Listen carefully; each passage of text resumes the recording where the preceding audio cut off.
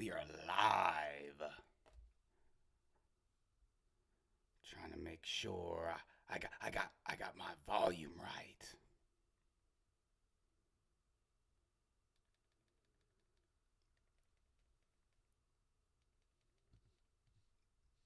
Yeah, pal, we are perfect. Cool. What's up, y'all? What a wrestling week. And in this case, what 48 hours can do just to turn the wrestling world upside down. This is Wrestling News with Jet.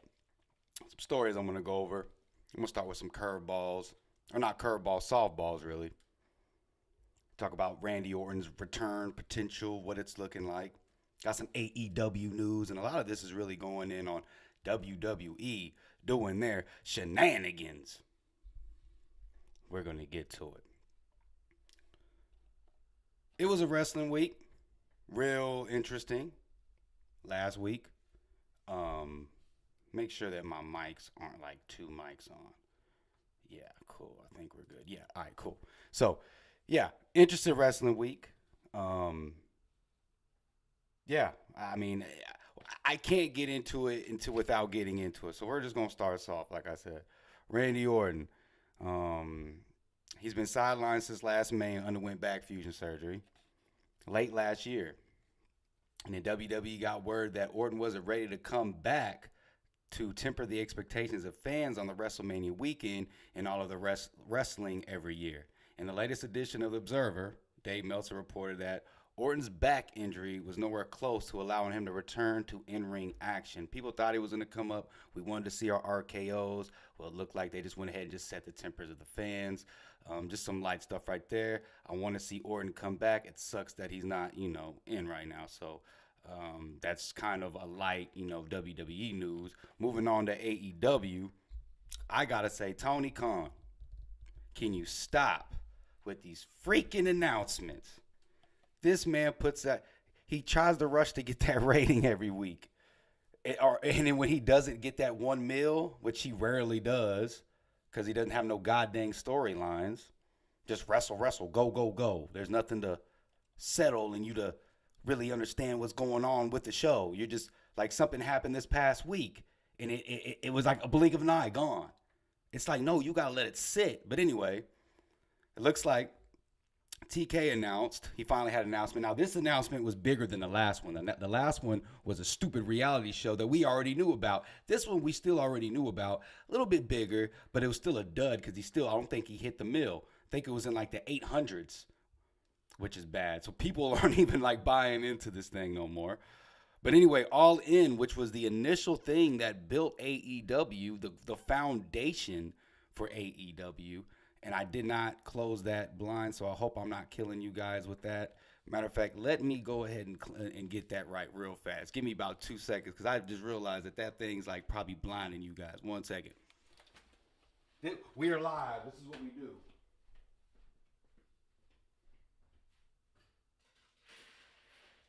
All right. It may be a little bit better. So, All In. All In was the original thing that got AEW to where they were. The big running joke from, I want to say, even Dave Meltzer was that I don't think that they can sell out, 10, or I want to say they couldn't even do like 8,000 or 5,000 in Chicago.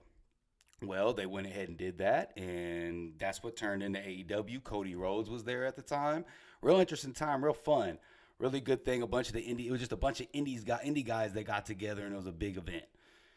That spawned off AEW, and look at that's where we are now. Well, they're going to be doing All In again, which they haven't done since its inception. It hasn't been like a thing, but they're going to take it to the Wembley Stadium in August 27th. Tickets go on sale May 5th, and people are thinking that they're going to be able to sell out 90,000 tickets. Ha ha! 90,000 tickets. I saw Schmuck saying opening day, 90,000 people are going to buy those tickets. Get out of town. I see 45 to 50,000, which is still a WrestleMania-like crowd for AEW. They haven't had that yet.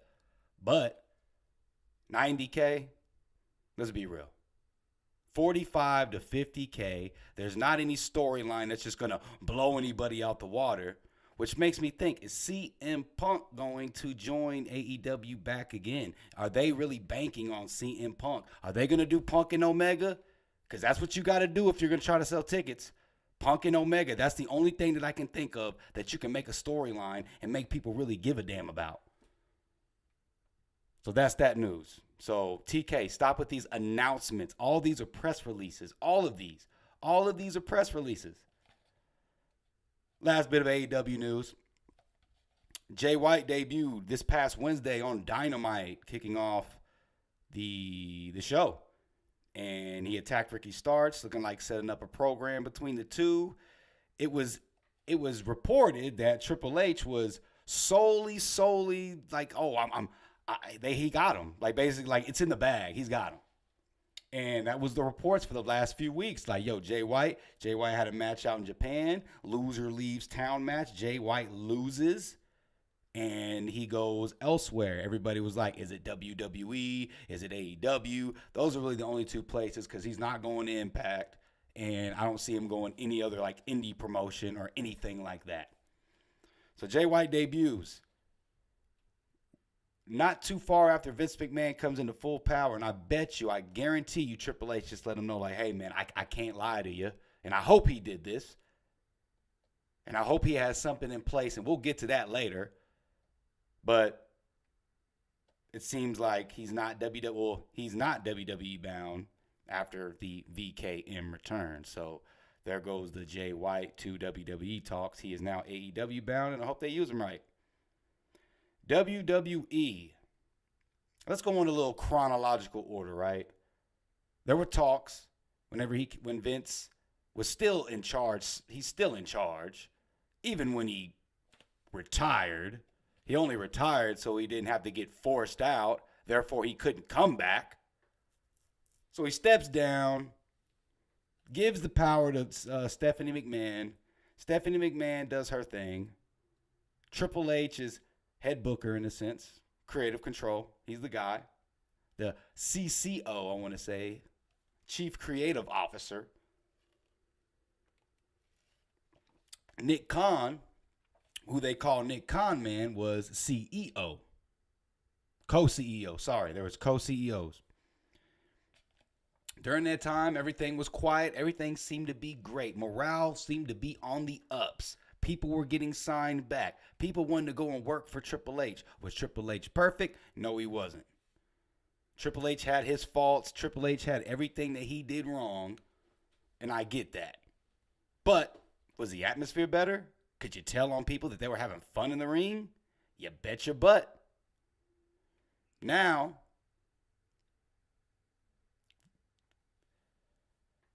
WrestleMania Night 1. WrestleMania Night 1 was pretty damn flawless. Outside of a few little things here and there that could have been altered. Other people could have been featured on there, that people that did get featured on there that shouldn't have been. Night 1 was good. Went out without a hitch for the most part. Everybody was collectively saying that this could probably be one of the best WrestleManias of all time. Off of Night 1. Saturday night WrestleMania. Sunday night rolls around and everything feels weird. The vibe's off. The matches are just ew. There's a few good ones, of course. You had a triple threat match. The main event, which was pretty damn good. I would say a WrestleMania classic if you haven't seen it. Cody Rhodes versus Roman Reigns. The ending, a lot of people didn't like. Spawned a lot of bad things as well. Everybody was mixed. Oh, Roman should have retained. Oh, Cody should have won. Night 1 was weird. Really weird. It just felt off. Right after that happens, the announcement comes out. Now, I saw a lot of people saying WWE has sold, because that was the big thing. Vince McMahon came back solely to sell the company. As in, he wanted to fully on sell it. That was the rumors. He had to be there for it. Kiss my butt. So, the sale happens, and it's Endeavor. For those of y'all that may not know who Endeavor is owned. Well, they own the UFC. It comes to find out that they actually merged the companies. Vince gets $9 billion for selling 51% of it. So, yes, he is not the full owner of it anymore. That is the final WrestleMania that you will ever hear that is under the McMahon regime as owners. So he's no longer the 100% no more. So it's 51-49. 49% is all the WWE shareholders, which Vince is in that, of course. And then you got the other 51%. That's the guy Ari, I forget his name, Ari something from Endeavor. They're best friends. Now there's a big thing going on now that they're saying that it could be some type of legal issues for how they conducted this. Maybe they could have thought that Vince sold it for too low, or the other reverse thing. Vice versa, I would say. This really rocked everybody because now, after he sells, Vince is now in Gorilla. What is Gorilla? Gorilla is right there at the beginning, where the wrestlers go into the curtain way to go out to the entrance ramp to wrestle their match. That's where they call all the stuff. That's where they have the headsets. Vince will have his headset. He's talking to everybody. And you know when it's a Vince show. The sale happens. Everybody's like, what the hell? It goes together, but then at the same time, we don't know what they're going to do. And clearly, the guy over Endeavor, he wants to have Vince McMahon run the ship. Oh, God, no. So then Monday Night Raw rolls around. I watch it after. I couldn't watch it live. I was doing interviews, doing our stuff. So I'm at the gym the next day, and I'll go through. I could watch a 3-hour Raw in 35 minutes because I'm not missing nothing on that show. Worst show on television. Most of the time. It was somewhat bearable with Triple H doing his thing, controlling most of the show, showing this. It was some change-ups. He could have done more, but I get it. Monday Night Raw rolls around, and I'm not lying to you. The first hour was commercial free. You know how long the wrestling matches were going? The total amount of wrestling that occurred on that first hour that was commercial free. No more than 4 minutes. Squash match. You know what happened? Vince ripped up the whole thing during the show, before the show. Triple H at least had something going on. There were so many things. There was number one contendership matches. There was Bayley got cut off. Everybody was saying Bayley left. Bayley was backstage. They cut her off. That's Vince McMahon. You see the Vince-isms now. And the worst Raw after Mania was trending. What are we doing here? This is where you reset. People coming out, just having nothing matches, and going to the back. You could read it on people's face. Becky Lynch looked pissed out there. Becky Lynch, they literally look like they just gave her a script, and Becky's just like, what am I supposed to do with this? What am I supposed to do with this? I'm the man. What am I supposed to do with this? Oh, you go out there and you say it. You say it. I'm Vince McMahon, the biggest gremlin of them all. Stars unhappy. Stars want to leave. They want to ride their contracts out and say, I'm gone. Top stars, too, not just randoms. People are going to get cut. People already done asked for their release. What are we doing? This is after WrestleMania. This is like a show, like Breaking Bad or whatever your favorite show is. And it's a really damn good show. And then season 5 strolls around, and Walter White is not cooking meth anymore. He's now selling Subway sandwiches and turned into... What are we doing? They don't even fit what they're doing. TV shows will get blasted, but no, us wrestling fans will keep going back. And I'm a creature of habit because I do it with my Dallas Cowboys. Jerry Jones is the exact same way. It ain't going to change till Jerry's in the ground, and that's sad to say. They both have the lift surgery. Look at the thumbnail. He has the mustache and it's shaved down. You don't trust nobody with a shaved down mustache. What are we doing? Plastic surgery looks like it's just barely working on him. It's just barely holding his face together. It's like Mr. Potato Head. It's just right there. It's Then Monday night goes around on top of that, and there was a announcement for Triple H. Oh, now we're doing the Tony Khan special.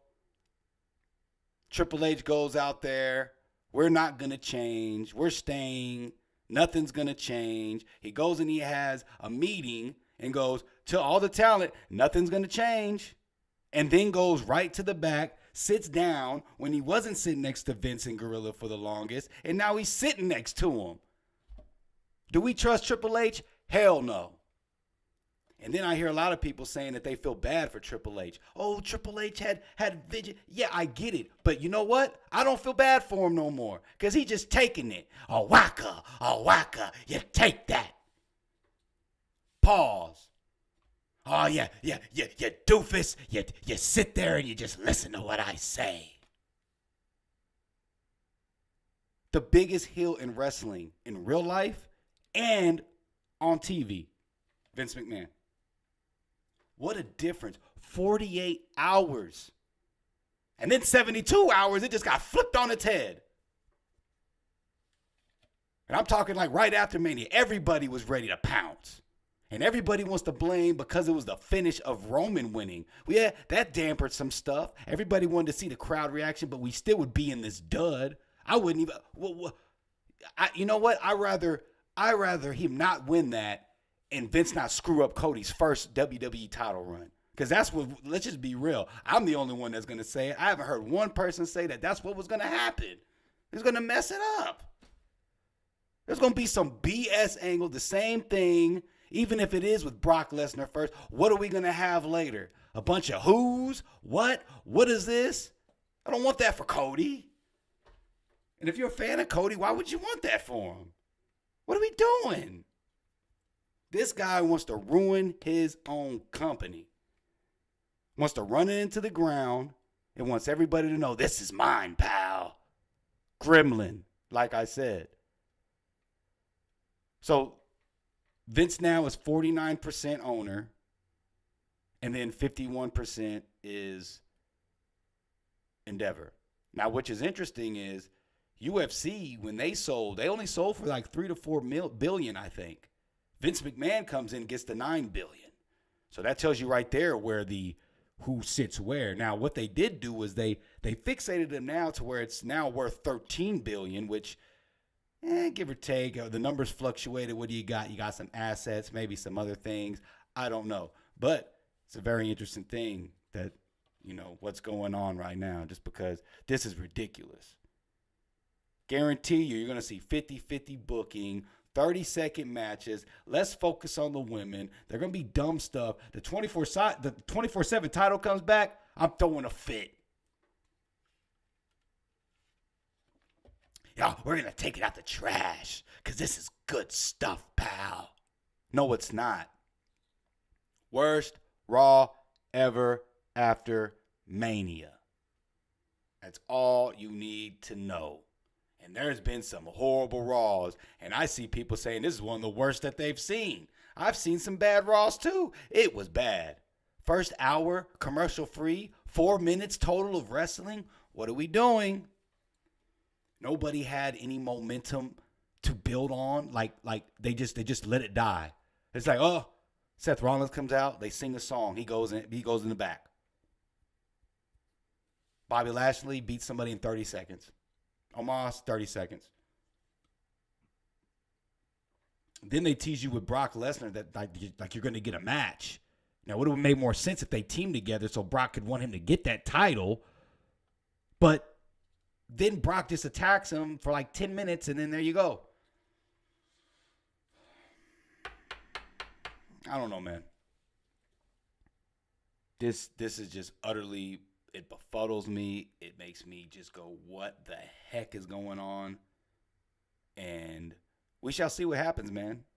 We shall see who leaves, who stays, how the payments are working now. I mean, they don't want to pay a lot of guys at the time. So, for the UFC, they let people walk. So who are they gonna let walk here? So some people's favorite wrestlers, like I fear for LA Knight, I fear for Bray Wyatt, I fear for Chelsea Green, I fear for I mean a lot of the women. People are gonna get the axe, and you're gonna see a lot of people that have gotten let go. But I won't take any more of y'all's time. Hit that like button for the people that look later. I know this is like a terrible time to go live, but I had to just do this so it can just record and I can do my talking points and all that. Last thing too, Logan Paul. This is going to be interesting with Logan Paul because what is going to happen with Logan? Because he was supposed to have a multi-year deal.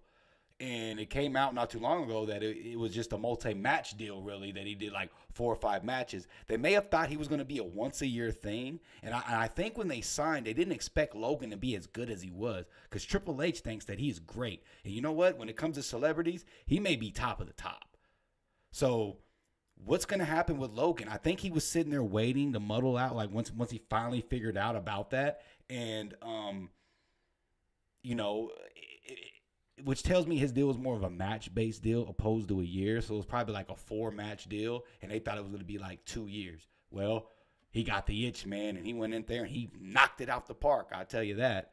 But what's going to happen? Is he going to resign? Is he going to not? Are they going to pay him? I think that they may if they're smart enough and they play it because he clearly has some type of assets to give to the company on matches and anything else like star power. So we should see that what goes on, and it should be really interesting. So that was the last little tidbit of news that I wanted to get to, and I think I touched about everything else that I could think of. Like I said again, hit that like, subscribe if you haven't. If you want more wrestling news, let your boy know, and I'll keep providing it. If not, you know, this is what I love, my hobby, and you know what I mean. Yeah. So this is Jet with wrestling news. I'm out of here. Y'all kick the world's butt today, tomorrow, and through on your life, and get big and live long and prosper.